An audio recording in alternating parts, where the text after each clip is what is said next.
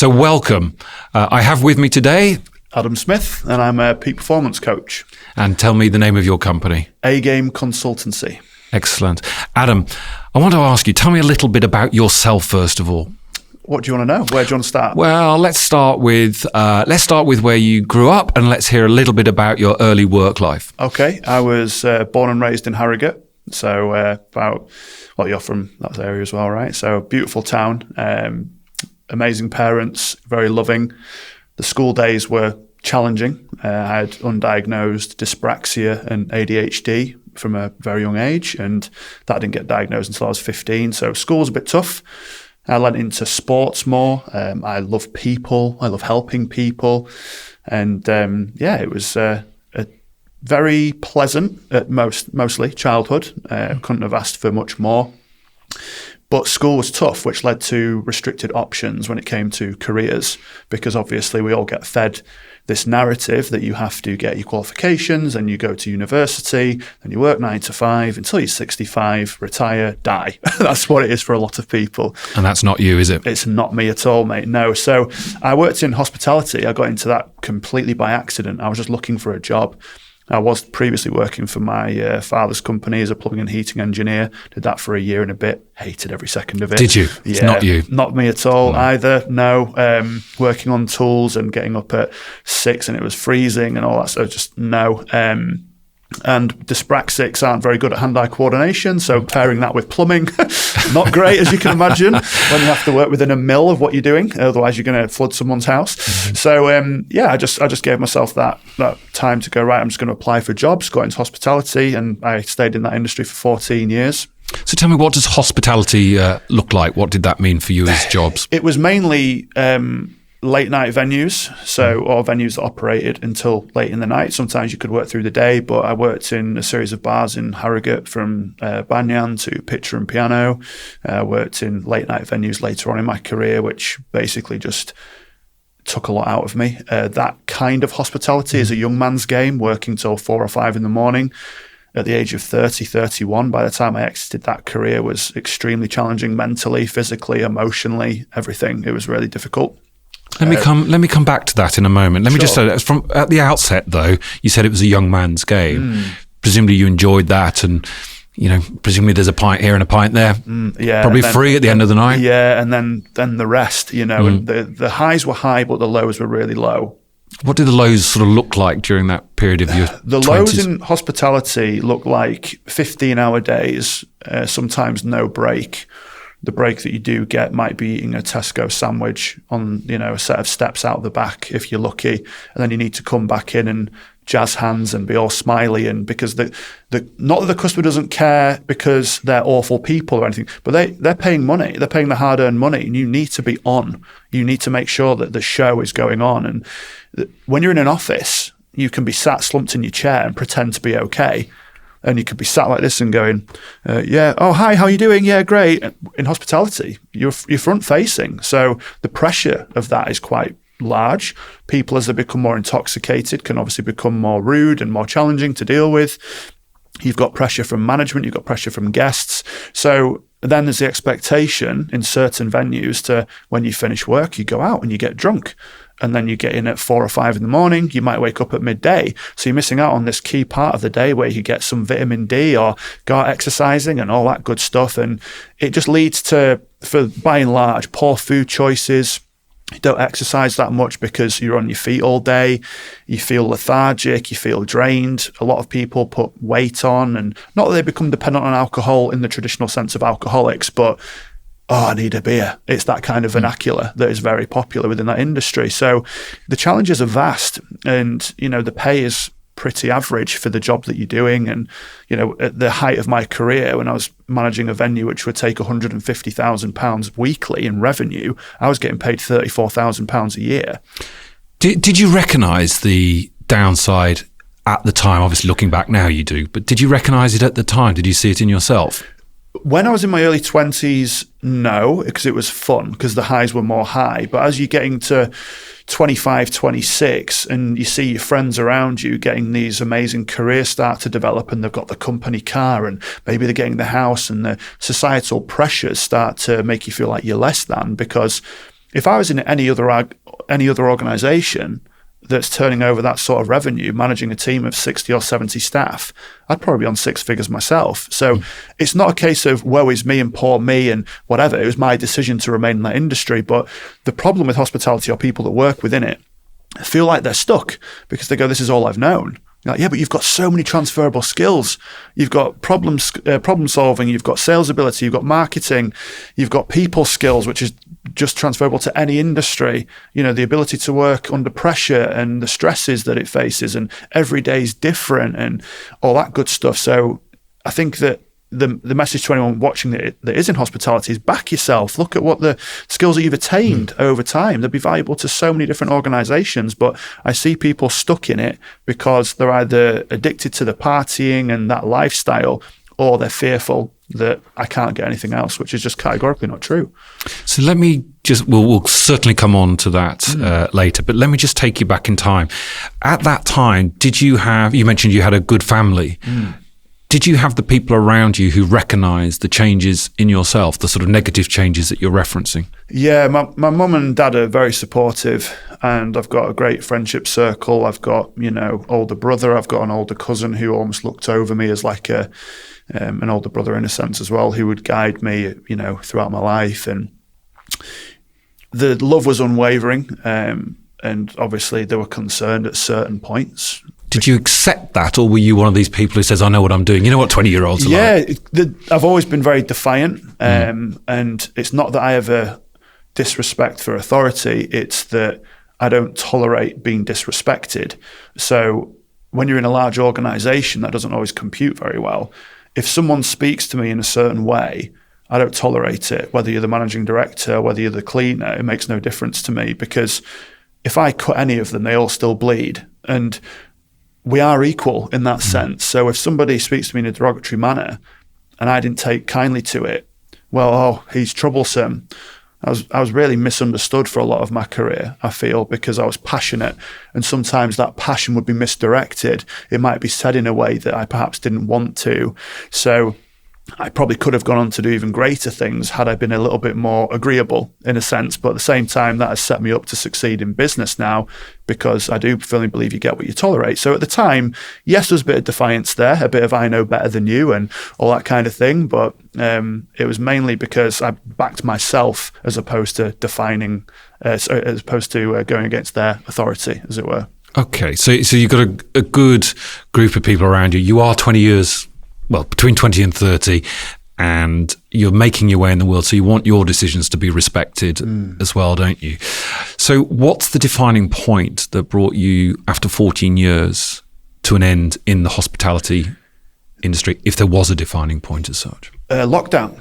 Yeah, that was the pause button. There was many days before this where, when you work until 4 or 5 o'clock in the morning, obviously people are becoming more intoxicated. It's a large city. Fights kicking off. I saw, over the years, I saw 2 people die in front of me. Many people get glassed. I saw a few people get stabbed, stamped on, falling over because they're intoxicated, breaking the leg. Marriage is ending in front of you because the guy cheats on his wife, or vice versa. Then the partner walks in and sees it. I saw some atrocious things over the years, and there was one day in particular, it was the week before lockdown, where I won't bore you with the details, but essentially anything that could have gone wrong did. There was a flood in the bar, there was a huge fight, boss ringing me up, shouting down the phone at me that it's my fault, yada, yada, yada. I was like, I can't be doing with this. And then lockdown hit. I was like, amazing. So I lived in Leeds at the time, in city centre. My partner's parents have a nice house in Boston Spa, and they were like, look, come live with us for 3 weeks. That's what we thought it was, right? We thought it was going to be a 3 week. We all did at the time, didn't we? I was like, this will be nice. Go live in a nice house with a garden and a dog, and they've got a gym in the house and all that good stuff. And at the time, mate, I'd ballooned in weight. I was probably 130 kilograms. I'm like 108 now, for context. Drinking way too much. Skin was terrible. Sleep patterns were almost non-existent. I felt like I had insomnia, anxiety, borderline depressed a lot of the time. Drinking to forget, you name it. I was just a mess, and that was the perfect opportunity to pause and to reevaluate. And I thought, right, after the 3 weeks, because my father-in-law is very intelligent, very, very clued up, very well connected. Not that he's high up in the government or anything, but he said, he's like, this isn't 3 weeks. This is not going to be 3 weeks. This is going to be at least a few months. And obviously that transpired into 2 years. But I quickly started to go back to the old habits that I'd once adopted of the healthy lifestyle and the gym again and eating healthily and getting up at 6:30 as opposed to getting in at 6:30. What a difference that makes to your life, as you could probably imagine. Yeah. The simple habits of drinking water, getting outside more, laughing again, finding the joy in simple pleasures.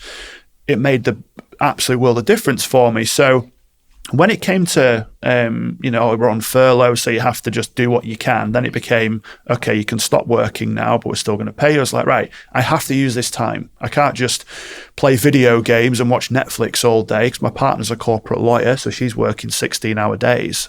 I'm alone. I'm thinking, right, what do I do? So I used to be a personal trainer, so I thought, right, maybe I could start looking at online courses and doing something like that again.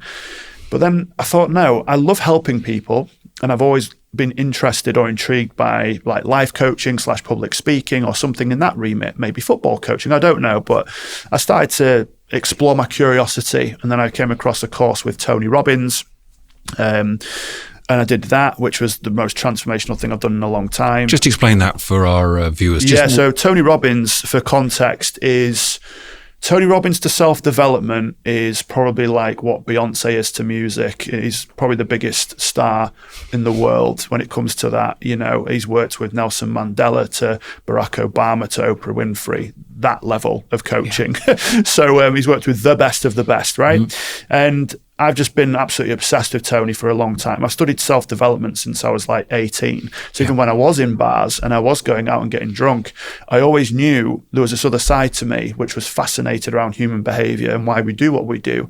And I never really talked about it because I felt a lot of shame around it. In the UK, if you try, by and large, you get criticised because it's cool to just be meh. It's cool to not give it your all sometimes with certain circles. And you can hide, can't you, by not giving it your all? You're sort of under the radar. Correct. For a large percentage of this country, and again, I love the UK, this isn't a criticism of everyone, but for a large percentage of people, you could give them £1 million and they'd complain about the taxes. So, I have a very strong mentality, similar to like the American mentality of opportunity and possibility and let's go and all that kind of thing. And sometimes it doesn't compute very well. So Tony's very much like that. I was like, right, I'll do that course. And it was everything around how to set up your business, how to market, how to sell, how to write copy, all this good stuff. And it was just amazing. So I set up my own coaching business. It became very apparent that I wasn't going to go back to hospitality. The owners of that business were amazing. They treated me great.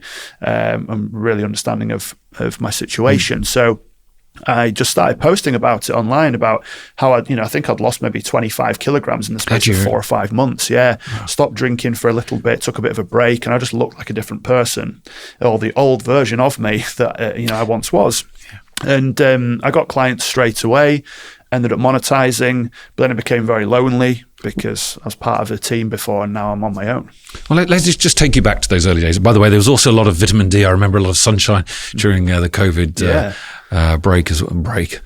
enforced break, as it was then. So how did you go about setting up your business? Now, you've clearly listened to Tony Robbins, but how did you actually physically go about setting up the business and thinking about the things that make a business work? Because it's not just about the passion, there are other things to do as well, aren't there? Sure. So just talk us through that a little bit. Yeah, the actual logistics were quite simple. I needed insurance, so I got it. I've got my qualification, which was the downside about things like life coaching is that anyone can call themselves a life coach, and that's the problem. But to be a good coach is a skill. So it's kind of like saying I'm a musician because I pick up a guitar kind of thing, right? There's no actual backing behind it.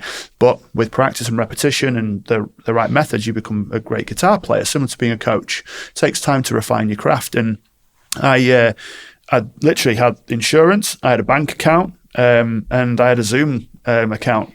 I was ready to go. Yeah, that was basically it. And I didn't know what I didn't know, which was also my advantage.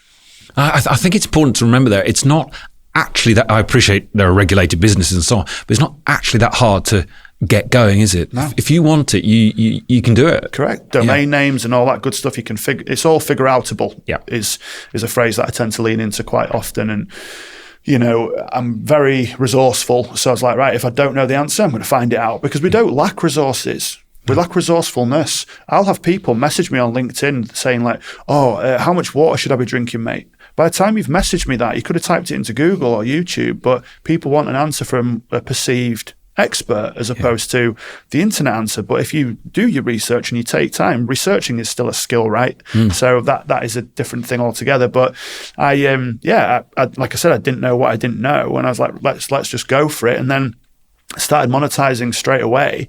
But like I said, I really missed being part of a team. So 2 of my clients at the time, one of them's a trainee nutritional therapist and the other one's a personal trainer.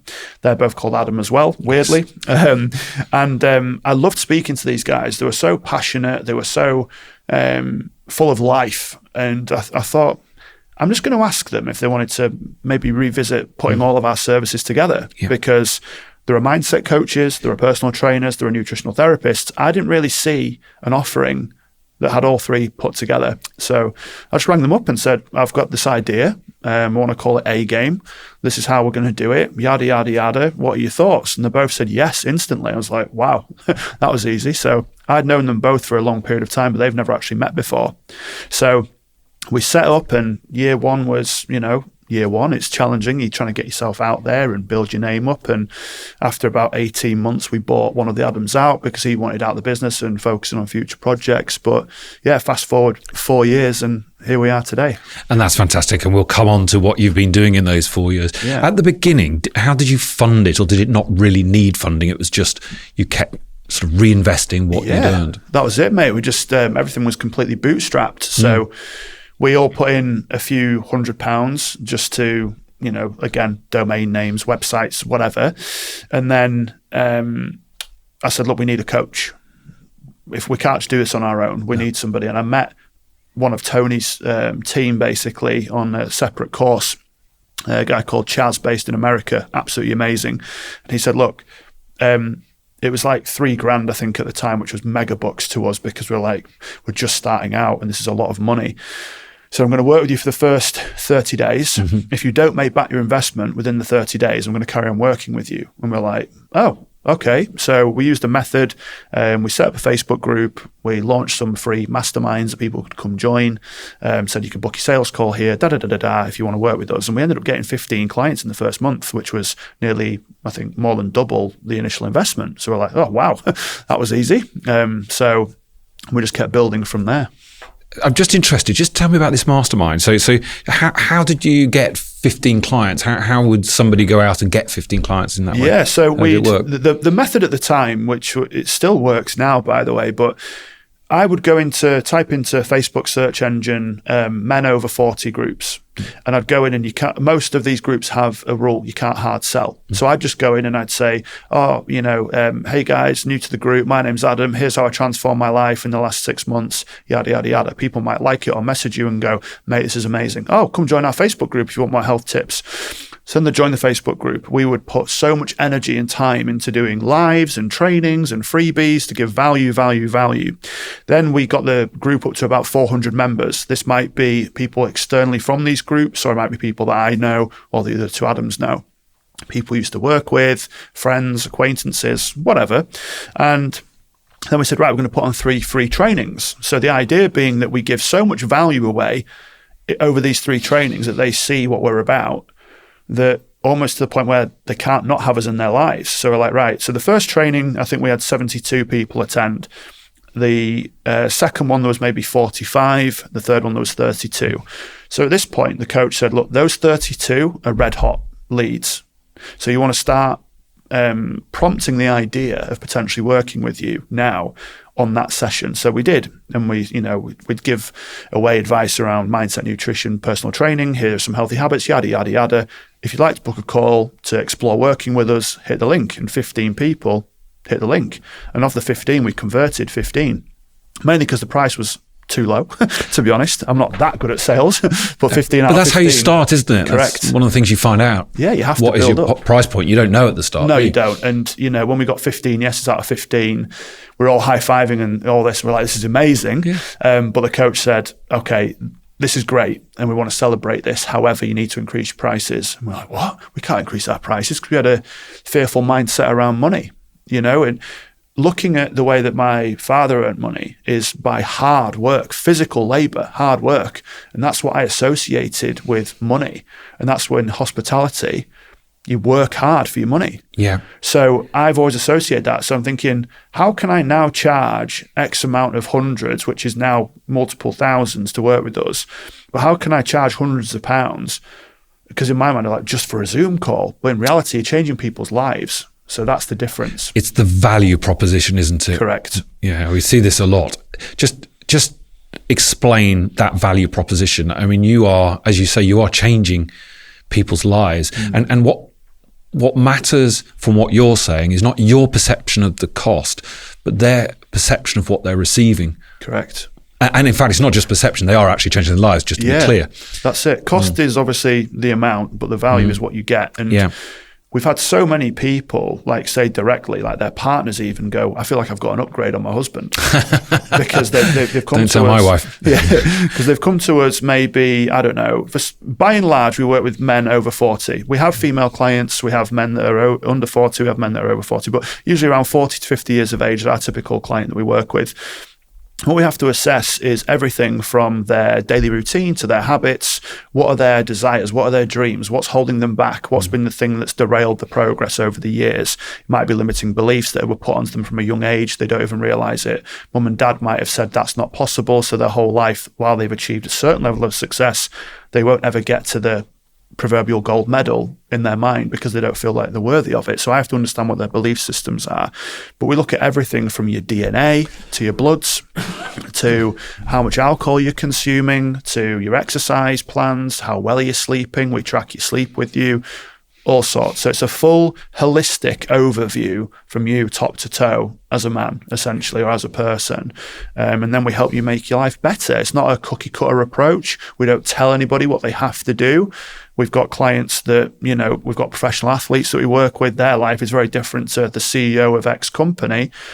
That CEO might have 5,000 employees. The other CEO might have 5 employees. It doesn't matter, but I have to dive into your world and I have to understand you to be able to help you. So the benefits of it can be weight loss, can be newfound confidence, can be you're more present with your family.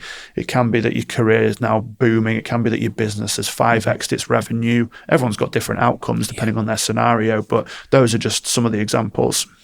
Now, you don't stand for nonsense and you make a virtue of that. Just tell us a little bit why you take a stance on that, and what does that mean for the business?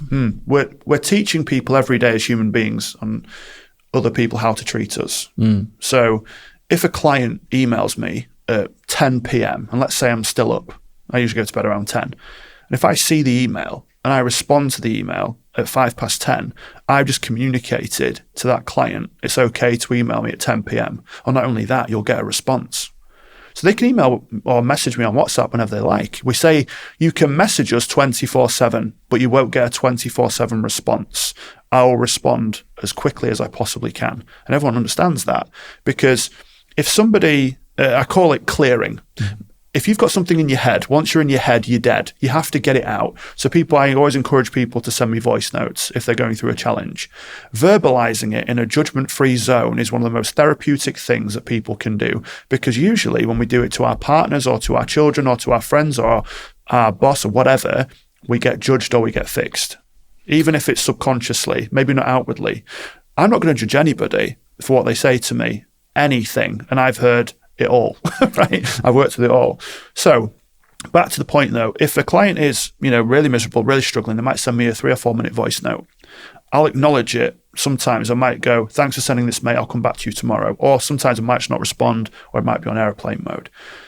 If a paying client spoke to me in a way that I didn't like, I will put in a firm boundary using crystal clear and effective communication. So this happened literally just a couple of weeks ago. You need to do this or else da-da-da-da-da. I said, look, first and foremost, I don't take kindly to threats. And I found what you said very disrespectful. That was it. I didn't need to go on and on and on and on. I just let them stew and sit in that. And they sent another message back. They're clearly in that sort of inner child mode, irrational, emotional, aggressive. I was just like, you can say what you want at this point. I'm taking it in. I'm putting in a boundary. I've let you know it's not acceptable. Yes, it followed with apologies and what have you. But I was like, I don't work with people that talk to me like that. So we are going to terminate the contract on this occasion. What? You can't do that? Stamping your feet and, pounding your fist. You can do that all you want. It's not going to change my state. You can't control how I respond. I can control how I respond. So you can shout at me, you can scream, you can do whatever. I'm just going to remain here where possible. Doesn't mean I become a pushover. Quite the opposite. It's quite a stoic approach. The best advice I ever received was act like a surgeon. And what that means is when you think of a surgeon, they are just here, always. They might be operating on a mother of 3. It might be a single mother of 3. And if I make one slip on this heart surgery, this mother might be dead, which now means that those children may have to go into care, potentially. Worst scenarios, right? That's reality for a lot of surgeons today across the world. So they have to be here. They have to be centered. They have to be neutral. If they have to deliver bad news and the person is trying to, oh, come on, please, just tell me I've got another 6 months to live. I'm so sorry. I can't tell you that. They're super compassionate. They're super empathetic, but they're not going to change. They're here. They are the mountain and everyone else's emotions are the flagpole. I'm the mountain in my business and I have to be, because if I'm not, who else is going to be? So I don't become aggressive and stamp my feet and pound my fist to make a point. I don't have to do that. I can just calmly explain to them that I'm not going to tolerate that, because I will speak to everybody with the utmost respect. And I don't believe in the notion of speak to people how you'd like to be spoken to. I speak to people how they want to be spoken to. So I do work with some very direct CEOs. I speak to them in a direct manner, not disrespectful manner, but just to the point. Be like, Adam, what do I need to do? You need to do this. Great, thank you. Move on. Other people like, Adam, I don't know what it is. I'm just really down today. And if I go, look, mate, you need to do this, I'm going to break rapport. So I can still remain respectful of how they are in that moment and say, that's okay. So just listening to you, you're talking about your own position. There's clearly a lot of psychology. I'm not saying for a moment you've got a degree or anything, but you clearly use a high degree of psychology in your own thinking, and presumably, therefore, that is something you impart on your clients. Yeah. Let's say I'm a man. Well, I am a man over 40. Let's not deny it. But let's say I'm a man over 40 and I come and see you. You're going to do an assessment on my background, my lifestyle. You're probably listening to key communicators as to how I take information, how I give information. Just take me then through that process, what you would then do with someone like me. Sure. So I need to ask first rather than tell. I'd be saying, let's break it down into 4 areas. This is mainly, not for everybody, but usually it's mindset, mental health, internal health and body, career and finances, relationships. I'd say those 4 bases cover most areas of our life. So tell me about where you're out of 10 right now for your body. I'd like to lose a bit of weight. I'm generally quite healthy though. I've had my bloods done recently. Okay. But I'd like to lose a bit of weight and get a bit fitter. No problem. What would you mark it out of 10? 6. Fantastic. We'll come back to that. Mindset, mental health. I'm really anxious at the moment. What's causing the anxiety? Well, my business is, they tie together. I'll come back to that in a second. What's making you anxious about your business at the moment? Oh, well, it's this and it's that and it's the other. I've got these challenging clients, or we're not getting enough revenue through the door, da-da-da-da-da. No problem. So would you say that's affecting your sleep? Yeah. Would you say that's therefore affecting your energy? Yeah. Would you therefore say that it's accurate to assess that you're probably not exercising as much because of that? Yeah. Okay. So I've got a link now from not exercising to anxiety, because the anxiety is causing poor sleep and so on. How are your relationships? Couldn't be better. Fantastic. We'll mark 10 for that today. And what about this? You touched on your business. So then I can look at everything and just go, right, these today, because I want to meet you where you're at today, because your relationship in 2 weeks might be terrible. You might be fighting with your partner over X, Y, and Z, right? So we just look at like a marking system first and foremost, and then we can start to understand things. So if you said to me, I am arguing with my partner all the time, when did you first notice this became a problem for you? Oh, I'd probably say about 6 months ago. 6 months ago. What happened 6 months ago? Well, she lost her job. It's caused a lot of friction.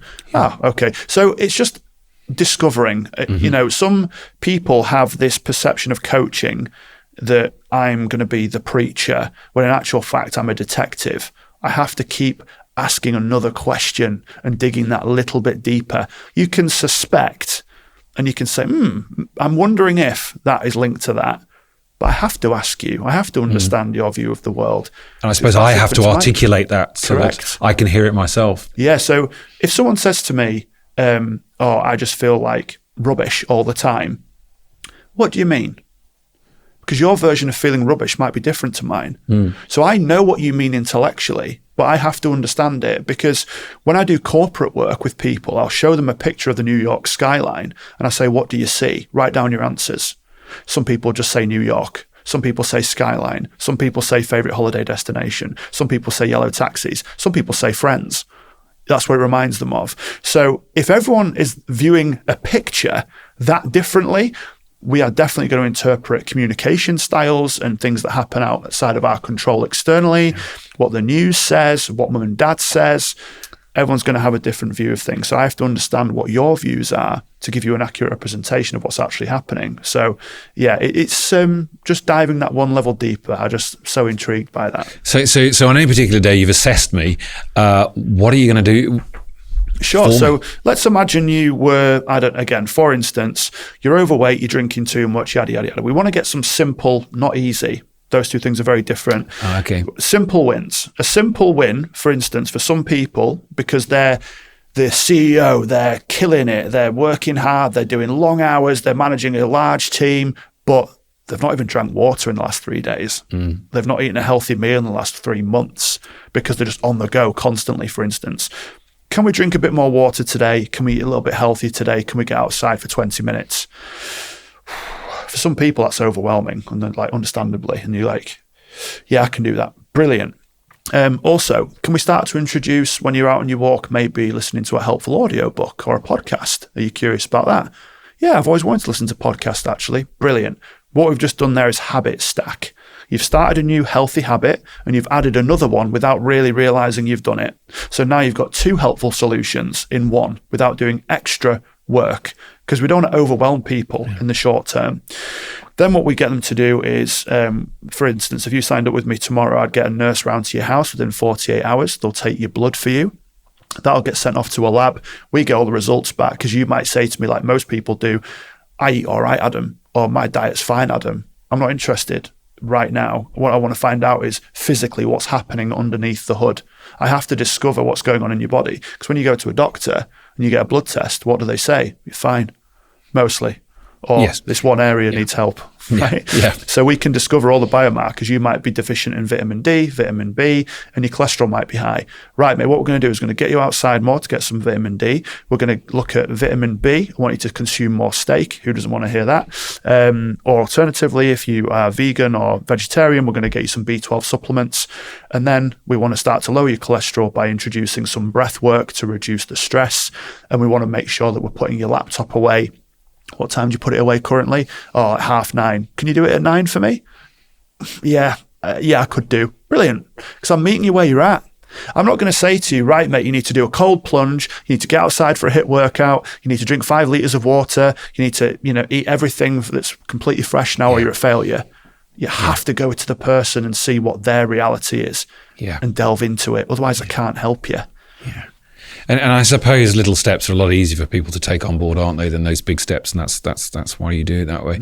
I mean, do you ever get pushback and people go, I just can't do it? Yeah, all the time. And how do you deal with that? I say, okay, what is it that's causing you the overwhelm?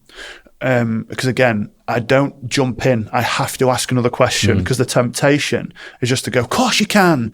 You're amazing. You're great. You're successful. Mr. Motivator. Yeah, that doesn't work. No.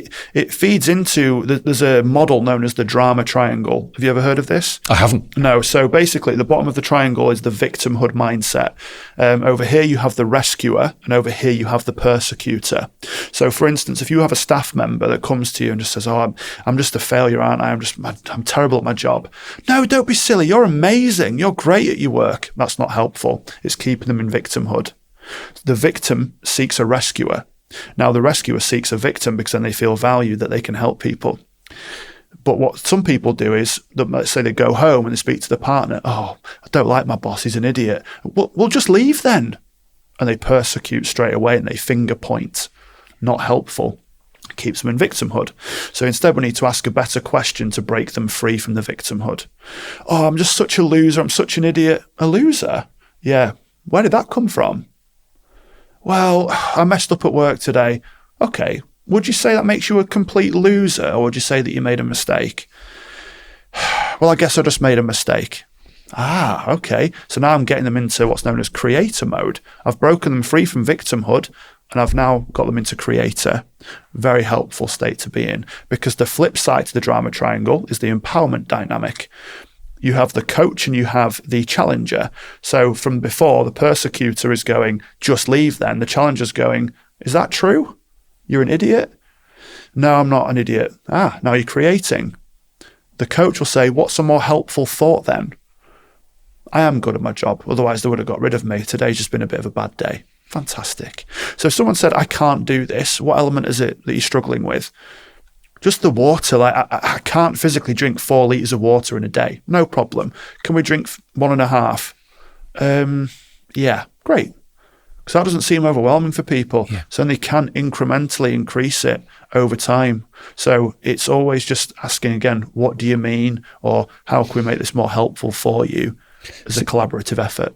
So you're not in terms, you're not on a crash diet at all. You're on something that's sustainable within the experience of the person who's in front of you. Correct. What I say to people is that your behaviours and your expectations have to align. If not, one of them has to shift. So if you're, again, if some people come to me, they go, right, I want a 6-pack in the next 3 months, and I want to be able to run a marathon and whatever.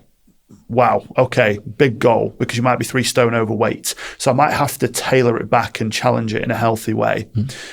What about the 6-pack is making you want to attain it? Well, I know I'll be fit and healthy by then. Would you agree there's plenty of fit and healthy people that don't have 6-packs? Yeah. So what is it you think it's really going to give you? Validation, probably, that I can do it. Fantastic. But now I know what you're working towards. So what we need to do then, in that case, we need to strip everything right back. You will have to drink 5 litres of water. You will have to prep every single meal that you have. Say goodbye to pizzas with the partner on a Friday. Say goodbye to beers with the boys. Oh, but I don't want to do that. No problem. Then in that case, we have to adjust the expectation. Oh, okay, so maybe I want to lose 10 pounds in 4 months. Super achievable. And can I do that while still eating pizza? Absolutely. Like, oh, great. This is amazing. So it's just coming back to what is really happening and digging that a little bit deeper, and then saying, because I know some people, mate, that still work with me after 2 years, that now it's starting to click in because they're ready to accept that they are ready for change. They're giving themselves permission not to feel rubbish anymore. Give themselves permission to achieve their goals. It can be quite hard sometimes, can't it? Recognizing in yourself when that time is, either because you want to do too much and it's just simply not achievable, or you're just not ready to change from where you are at that particular moment. Correct. It's a question I ask people all the time is, have you had enough pain yet? Yeah. That cuts through the noise. What makes you different from other life coaching or similar businesses, if you will?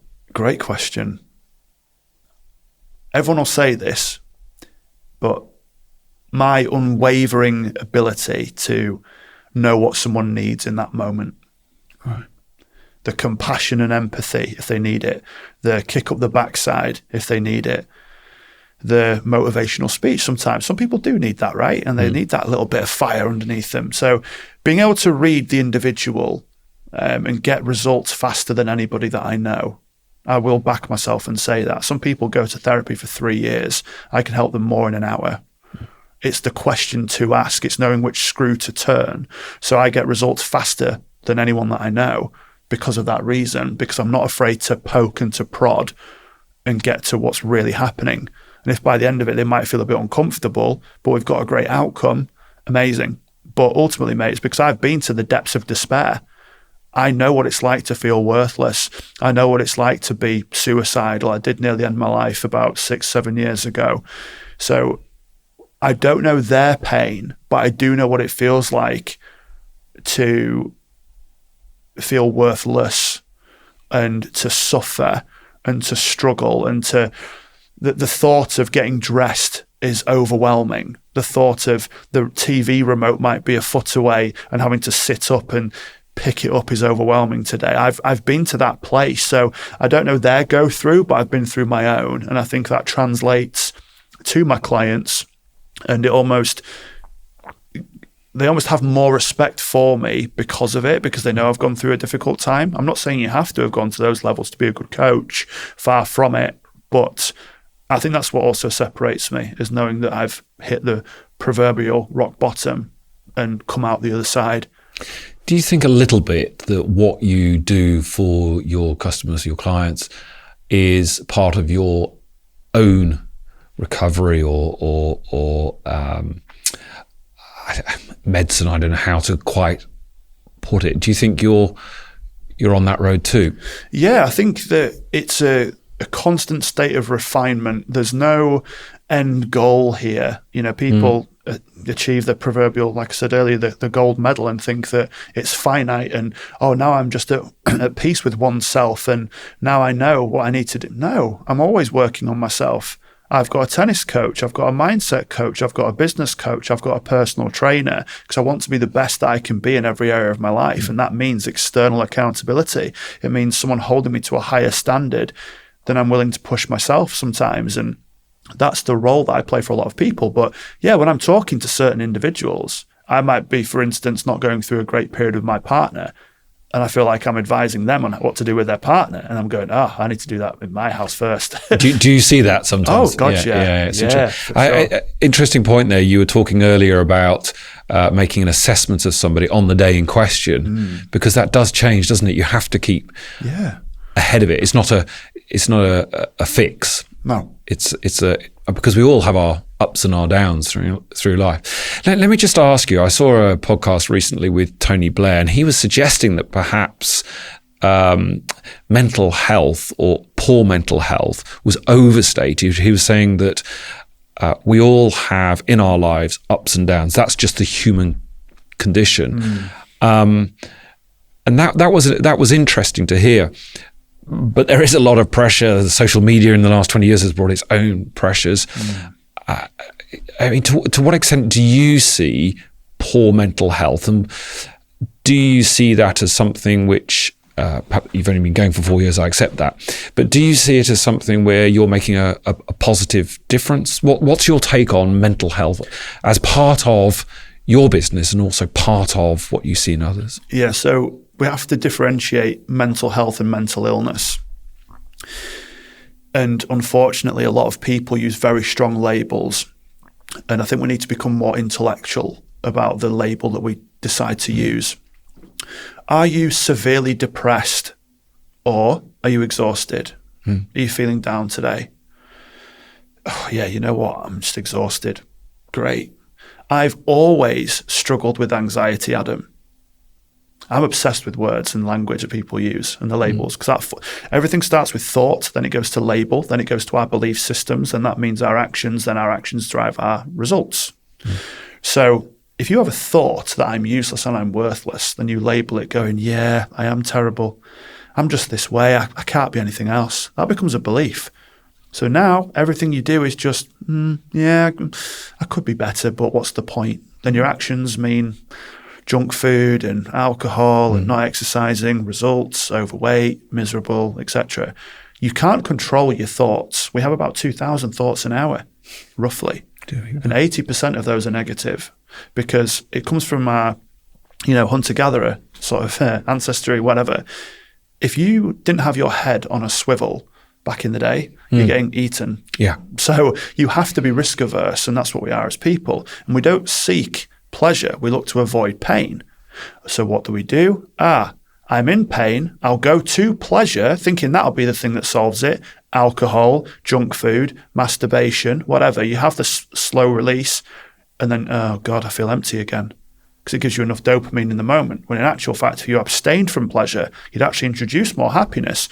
So going back to the labels though, when someone says to me, I've always struggled with anxiety, we have to deconstruct the sentence. Always. This implies it's never been different. So as soon as you came out the womb, you're telling me that you've been anxious. Well, no, not always. Okay, but I do want to hold up the mirror. You did say always, so let's come back to that. Struggled.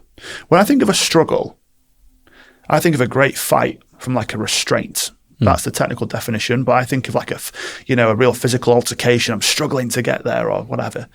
It sounds exhausting. And then with anxiety, implying it's an object. It's not. It's a series of complex emotions. So a more articulate way of wording this would be, I've developed a poor strategy for when I feel anxious. Great. That's what's actually happening. Because some people will go to such strong labels like, I'm a worthless piece of shit or whatever, and I'm such an idiot. Just pause. What's a more helpful thought? That's the best question, by the way, that you can ask anybody. But I don't encourage anyone that is listening to go to their partner if they've had a bad day and go, what's a more helpful thought? 'Cause you'll probably get slapped. So you can caveat it by saying, I heard something earlier that was really useful. I'd like to start introducing it. Because some people do that as well, right? They listen to a podcast or a YouTube video and go, oh, I'm going to do that when I get home tonight. Don't do that. And it just sounds very odd, doesn't it? Correct. What's happened? Yeah. So, but the reason why that phrase is so useful is because when you go on the motorway, if I'm driving home after here and it says, crash ahead, 20 miles an hour, what's the instantaneous response to that, would you say, in your head when you see, oh, big delays? Oh, no, I'm not going to. It's a negative response to it. Yeah, as opposed to, now you can still say it's annoying. You can still go, oh, that's annoying. However, there's been a crash. It's down to 20 miles an hour. Oh my God, that must be horrendous. That could be a young family. Oh dear. Imagine if that was my family and I've got people cursing me in the back saying, oh God, I'm going to be late for my meeting now.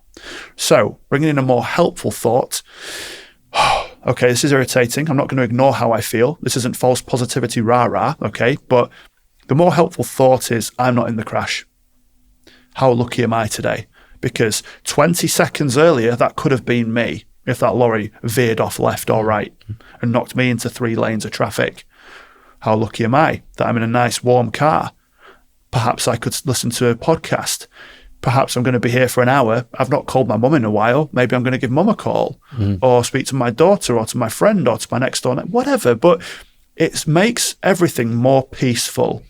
Yeah. So when we've had, we host men's retreats, and a few years ago, we had 10 people signed up. And the month before, because it was our first one, we didn't take all these big deposits and all that. We just put a lot of trust in people that they'd come. 4 people backed out. And now we're out of $6,500 or something like that. It's like, oh, I rang my coach. I was like, I'm so annoyed. And he's like, okay, what else do you feel? Well, I just feel let down. And, we're only going to have 6 people on our men's retreat now. He goes, what's a more helpful thought?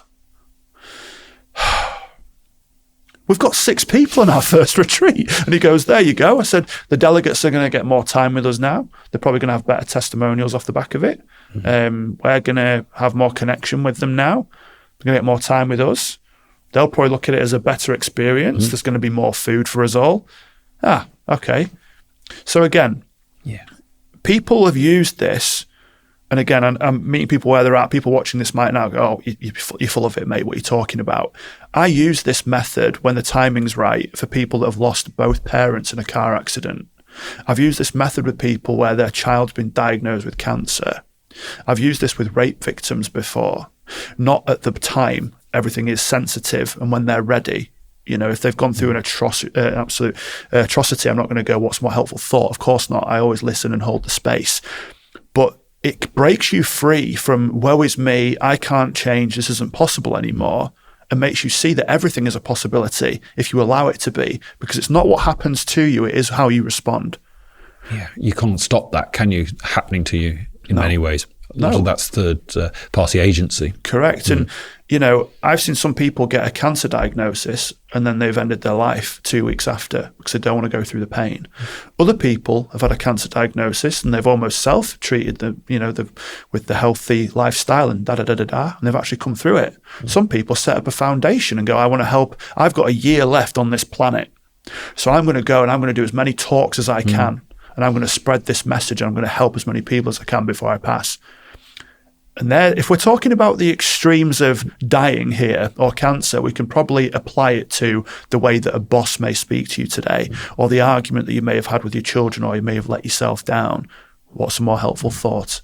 It's that. So going right back to the initial question, mate, it's a very long answer, but I think that it needs to be treated with care. Mental health, absolutely. It is 100% real, but I just want to lose the word mental, and I just want to say health.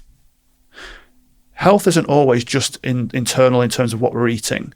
It's what we're listening to. It's what we're consuming. It's what we're seeing through our eyeballs and going through our ears. And as you alluded to there, mate, if you're exposed to negativity on social media, what are you going to think? You're going to view more of it.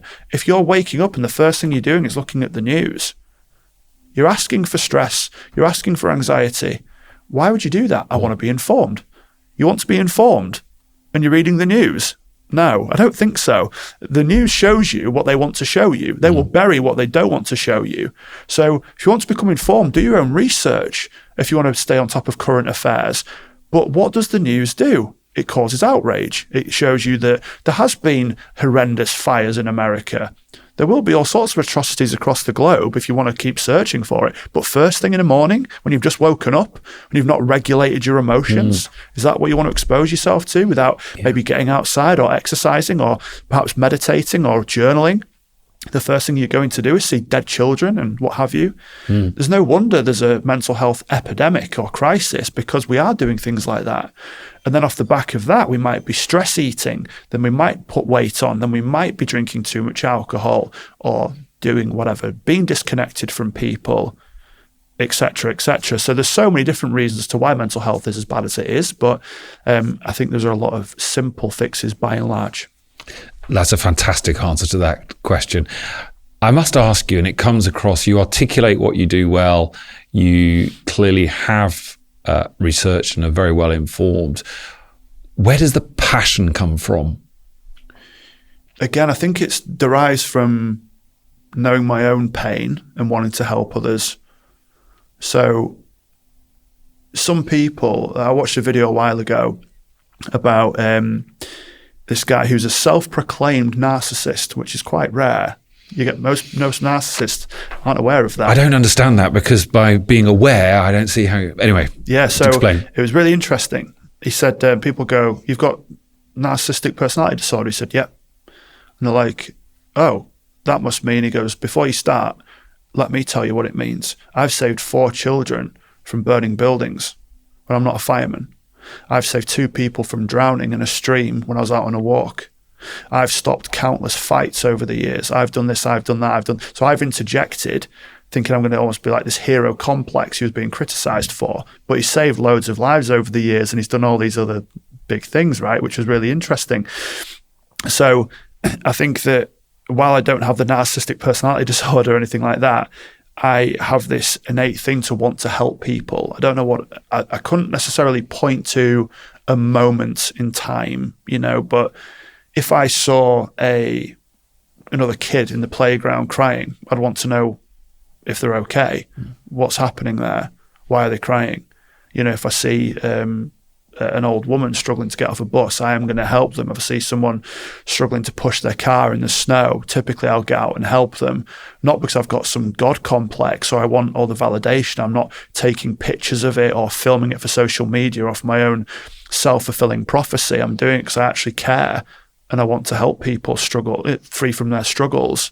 So when I see someone message me, it doesn't break my heart in that sense, because I do disassociate from these things, but it can be really challenging. Some of the stories that you see, seeing grown men crying, I don't know what it does to us neurologically. I'm not a scientist in that sense or a brain expert, but I don't know what it is that it does make me feel uncomfortable, but it's not pleasant.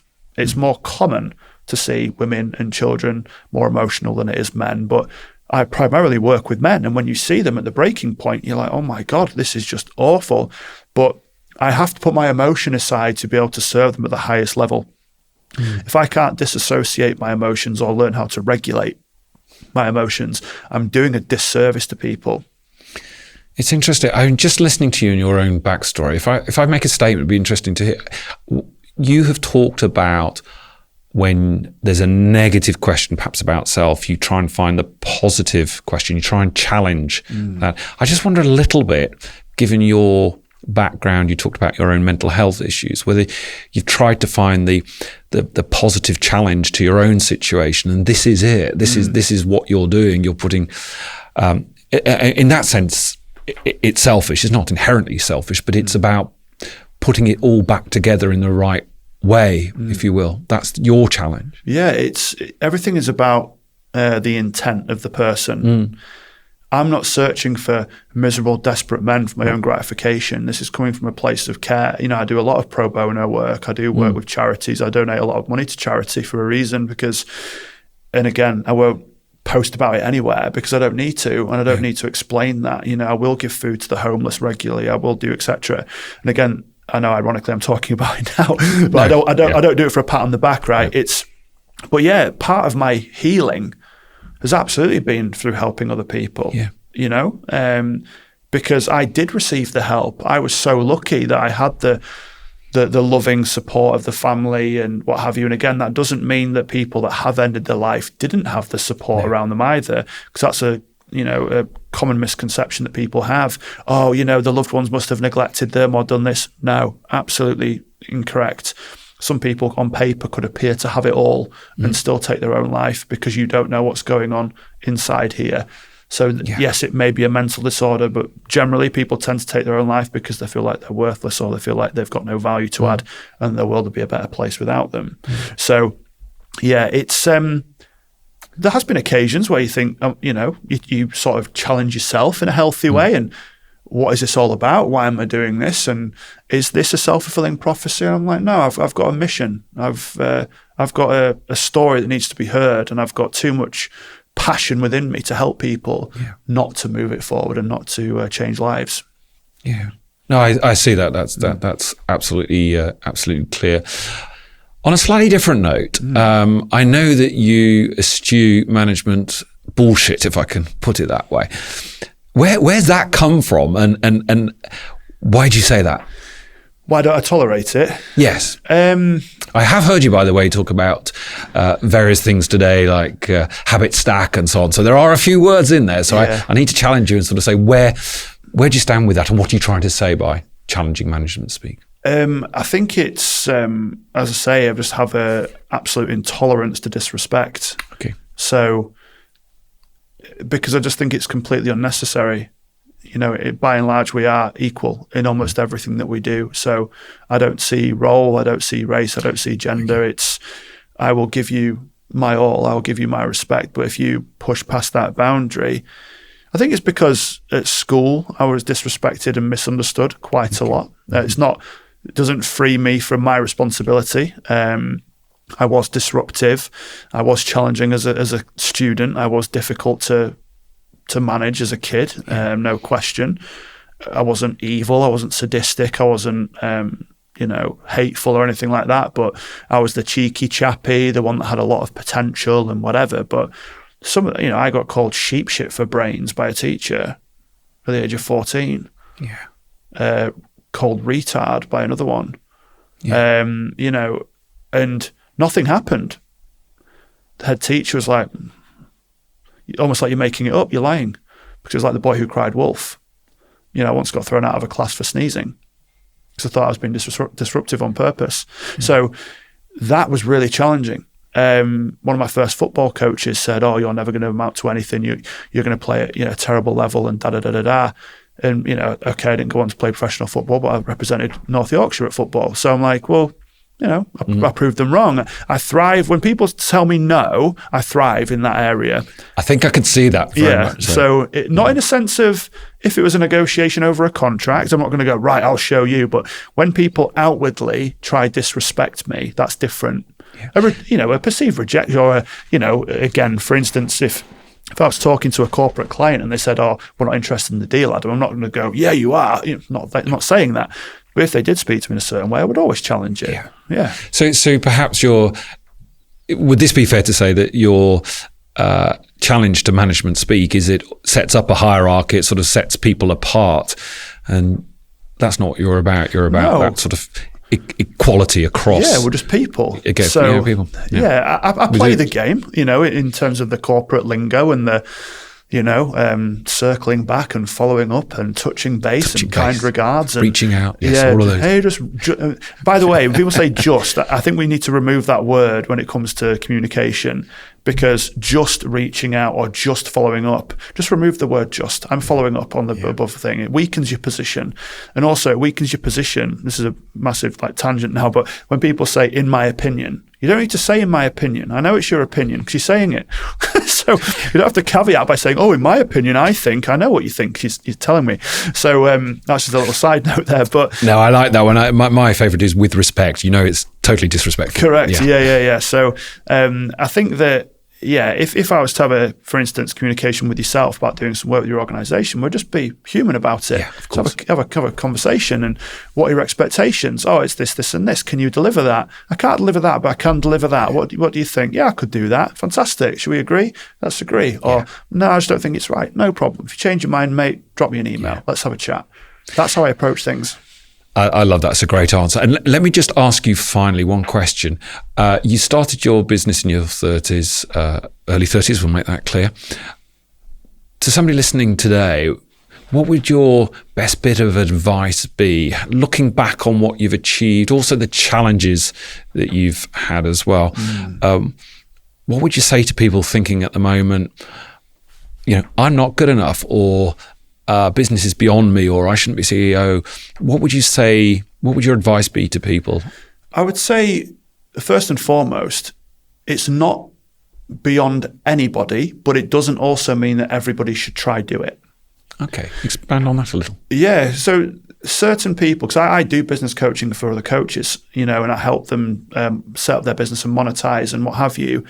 And I can quickly see after about 6 or 8 weeks where they're going. And it's not a limited mindset of mine saying they can't ever change, but the vernacular that they're using, or why have I not got any clients yet? And oh God, and they've got this sort of So is it a sort of negative articulation of what they perceive as the problems rather than? Yeah, I think it's that they're looking at everything through an employee lens, because before, when I worked 50 hours, at least I received some compensation financially. So there's a model that I take them through, which is known as the 6 human needs, which comes from Tony Robbins. And very, very quickly, they're certainty, uncertainty, love and connection, significance, growth and contribution. So I have to understand how much certainty you need in your life. Do you need enough just to pay the bills? Have you got enough money to pay the bills for the next year? So it's always looking at the worst case scenario. I was very pragmatic when I set up my business. I said, right, I had about £40,000 in savings. My outgoings were around £1,200. So I thought, right, okay, now this gives me about 2 years. If I live like a monk and I don't go on holiday and I don't eat out at restaurants, it doesn't mean I have to eat super noodles every day, but I need to be very frivolous with my spends. I could go at this for 2 years and not get a single client, and I'd still be fine. I still have money. And even then, I might then do a part-time job and go work for Amazon as a delivery driver. And even then, if I had to pack it all up, I can go be a general manager of a bar or a restaurant again. My worst scenario is I can go back and earn 35, 40K a year. It's not a bad worst scenario. So figure out your worst scenario before you do anything and ask yourself, what am I doing this for? With gentle curiosity as opposed to judgment. I'm wondering what's making me want to leave my job and set up my own business. Do I know anything about running a business? Is there a demand for my business? I saw and I see frequently the biggest money that ever gets wasted is in hospitality. I see bars pop up and then I see them shut down within 4 months because they just thought opening a bar would be cool, and they don't know anything about hospitality, and they maybe go to mum and dad or to an external lender or spend their life savings on setting up a business that they don't know anything about because they've just seen it on social media. Why? Because of what they thought it was going to provide them with. So you really have to know what it is that you want. Then you need to know why you want it. Then you need to know how you're going to achieve it. Then you need to know when you're going to have achieved it by. Really simple. What, how, when, why. I use that model with everything because it works and it's so simple. So anyone can do anything, but it doesn't always mean that you should, number one. But number two, double down on it and ask yourself, what am I really doing this for? Let's dig around a little bit. And then my best advice for anyone, actually, if I want to really simplify this, is try it for free and see if you enjoy it. Because there was a guy that I worked with who was a IT consultant. He was earning 90 grand a year, and he was working for a boss, and he hated the boss. And he said, right, I said, what are you passionate about? Because I need out of this business. I said, no problem. What is it you're passionate about? I love football. I said, oh, wow, okay, football, brilliant. And footballing and coaching kids really appeals to me. Oh, great. What appeals to you about that? Developing young talent, working within a team, organising the sessions. Oh, I think it's going to be brilliant. No problem. Do you know anyone locally that does it? Yeah, I've got my friend Dave who does it. He runs the local sports. So great. Why don't you ask Dave if you can go shadow him for the weekend and come back to me on Monday? Try it for free first, then you'll see. Monday, how was it? Oh, mate, horrendous. It's like the kids won't stop complaining. It was cold and it was wet. The parents are worse than the kids. Yada, yada, yada. I said, maybe football coaching isn't for you then, for when it comes to children.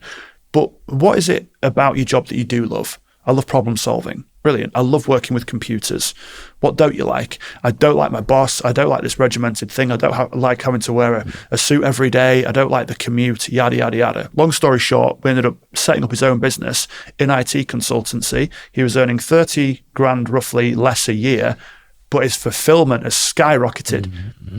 So it's trying it for free first as well to see if you actually like it, because you might like the idea of it, but you don't actually like the execution. Adam, thank you very much indeed for your time today. Thank you. Thanks for having me. No, my pleasure. Thank you for joining us. If you enjoyed the episode, please like, share and subscribe, and we'll see you next time. Thank you.